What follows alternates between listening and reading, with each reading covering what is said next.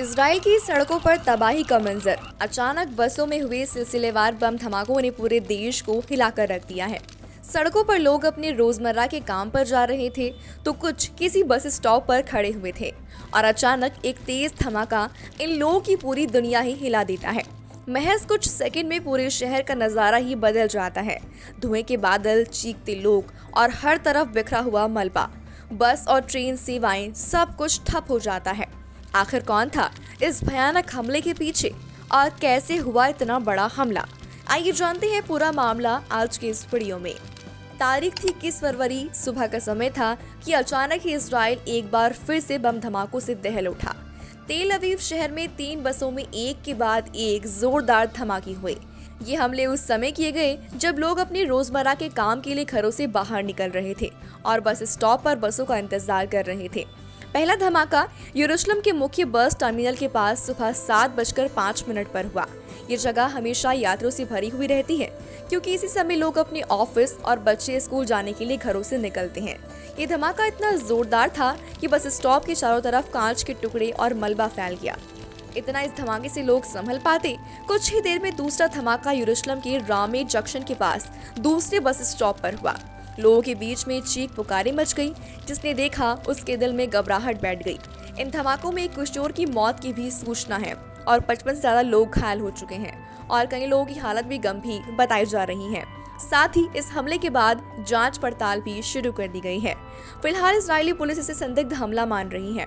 Police का कहना है कि उन्होंने 2 और बसों में भी लगे बम को डिफ्यूज कर दिया है। साथ ही हमलों के बाद परिवहन मंत्री मिरी रेगव ने देश में सभी बसों, ट्रेनों और रेल सेवाओं को बंद कर दिया है ताकि और विस्फोटक डिवाइसों की भी जांच की जा सके। एक रिपोर्ट की माने तो बम शुक्रवार की सुबह धमाके के लिए रखे गए थे, लेकिन इनके टाइमर गलत तरीके से सेट किए गए थे जिससे ये धमाके अचानक ही हो गए। वहीं धमाकों के बाद नेतन्याहू ने इजराइल डिफेंस फोर्सेस को वेस्ट बैंक में उग्रवादी ठिकानों में बड़े पैमाने पर ऑपरेशन शुरू करने का आदेश दे दिया है। वहीं देखा जाए तो इन धमाकों का असर न सिर्फ यरूशलेम बल्कि पूरे इजराइल पर भी पड़ा है। धमाकों के बाद पूरे शहर में अफरा तफरी मच गई, लोगों में दहशत फैल गई और तो और कई इलाकों में भगदड़ जैसे हालात भी बन गए। वहीं सरकार ने भी तुरंत इजराइल के सभी बड़े शहरों में हाई अलर्ट कर दिया है। सुरक्षा बलों को चौकसी बढ़ाने के भी आदेश दे दिए गए हैं और सार्वजनिक प्लेसेस, खासकर बस और ट्रेन स्टेशनों पर ज्यादा सैनिक तैनात किए गए हैं। वहीं हॉस्पिटल्स में इमरजेंसी लगाई गई है। घायलों का इलाज तुरंत शुरू किया गया है और साथ ही स्थानीय प्रशासन ने लोगों से अपील भी की है कि वो भीड़-भाड़ वाली जगहों से दूर रहें और किसी भी संदिग्ध गतिविधि की सूचना तुरंत पुलिस को दें। वहीं धमाकों के बाद आम जनता में गुस्सा और डर दोनों ही देखने को मिल रहा है। कई लोगों ने तो सरकार की सुरक्षा व्यवस्था पर ही सवाल खड़े कर दिए हैं। हालांकि इजराइल में यह हमला ऐसे समय में हुआ जब इजराइल और हमास युद्ध विराम समझौते की तरफ बढ़ रहे हैं। दोनों देश इस कोशिश में लगे हुए हैं कि किसी भी तरह गाजा में चल रहे युद्ध को रोक दिया जाए। इसी विचार को आगे बढ़ाने के लिए अब तक बंधुओं की 7 बार अदला बदली हो चुकी है। युद्ध विराम के पहले चरण के तहत हमास ने अब तक 19 इजरायली बंधकों को रिहा कर दिया है। इन 19 इजरायली बंधकों के बदले 1100 से अधिक फिलिस्तीनी कैदियों को रिहा किया गया है। हालांकि इजराइल में हुए इस डेंजरस हमले के बाद जांच पड़ताल कड़ी कर दी गई है और अब तक की जांच में 3 संगठनों के नाम सामने आ रहे हैं। पहला हमास, गाजा पट्टी संचालित ये संगठन इजराइल पर इससे पहले भी कई बार हमलों में शामिल रहा है और दूसरा इस्लामिक जिहाद, ये संगठन भी इजराइल के खिलाफ हमलों में सक्रिय रहता है। तीसरा है हिजबुल्लाह, लेबनान आधारित ये संगठन भी इजराइल पर हमलों के लिए कुछ पीछे नहीं है। हालांकि अभी तक इनमें से किसी संगठन ने इन धमाकों की जिम्मेदारी नहीं ली है। वैसे इजरायली रक्षा मंत्री काटस ने इन बम धमाकों के लिए फिलिस्तीनी संदिग्ध संगठन यानी कि हमास को जिम्मेदार ठहराया है और वहीं इस हमले के बाद इजरायली प्रधानमंत्री बेंजामिन नेतन्याहू जल्द ही सुरक्षा बैठक करने वाले हैं। एक रिपोर्ट की माने तो ऐसा कहा जा रहा है कि इजराइल के पेजर अटैक का बदला हो सकता है। जैसे इजराइल ने फिलिस्तीन में पेजर अटैक करके खलबली मचाई थी, ठीक उसी तरह बस में बम फिट करके दहशत फैलाई गई है और अगर ये सच हुआ तो अब नेतन्याहू भी हमास को मुंह तोड़ जवाब देंगे। वहीं सुरक्षा विशेषज्ञों का मानना है कि ये हमला किसी अकेले हमलावर का भी हो सकता है जिसने बिना किसी संगठन के समर्थन के ये हमला किया हो। सुरक्षा एजेंसियों का ये भी कहना है कि ऐसे हमले रोकना बेहद चुनौतीपूर्ण होता है क्योंकि इसमें शामिल व्यक्ति आम जनता में बिल्कुल घुल मिल जाता है और इससे वो सुरक्षा एजेंसियों की निगाहों में नहीं आ पाता। इसके अलावा इजरायली सुरक्षा एजेंसियों ने गाजा पट्टी और वेस्ट बैंक में तलाशी अभियान शुरू कर दिए हैं ताकि किसी भी संदिग्ध आतंकी नेटवर्क को खोजा जा सके। आपको बता दें, ठीक इसी घटना की तरह ही लेबनान और सीरिया में कुछ हिस्सों में पिछले साल सीरियल पेजर ब्लास्ट हुए थे। वहीं ब्लास्ट से पहले पेजर में कुछ सेकंड तक बीप की आवाज सुनाई दी और कुछ पेजर तो जेब में ही ब्लास्ट हो गई। और वहीं कुछ लोगों ने जैसे ही बीप की आवाज सुनकर पेजर को जेब या बैग से बाहर निकाला तो उनमें ब्लास्ट हो गई। वहीं कई पेजर तो लोगों के हाथ में ही ब्लास्ट हो गए थे। इन्हीं ब्लास्ट के चलते 11 लोगों की मौत हो गई थी, जिसमें एक छोटी बच्ची भी शामिल थी। इन पेजर ब्लास्ट की वजह से 4000 लोग जख्मी भी हुए थे। ठीक वैसा ही धमाका इजराइल में भी हुआ है। अब इन धमाकों का सबसे बड़ा असर इजराइल के पब्लिक ट्रांसपोर्ट सिस्टम पर पड़ा है, क्योंकि यरूशलेम, तेल अवीव और हाइफा जैसे प्रमुख शहरों में बस और ट्रेन सेवाएं पूरी तरह से बंद कर दी गई हैं।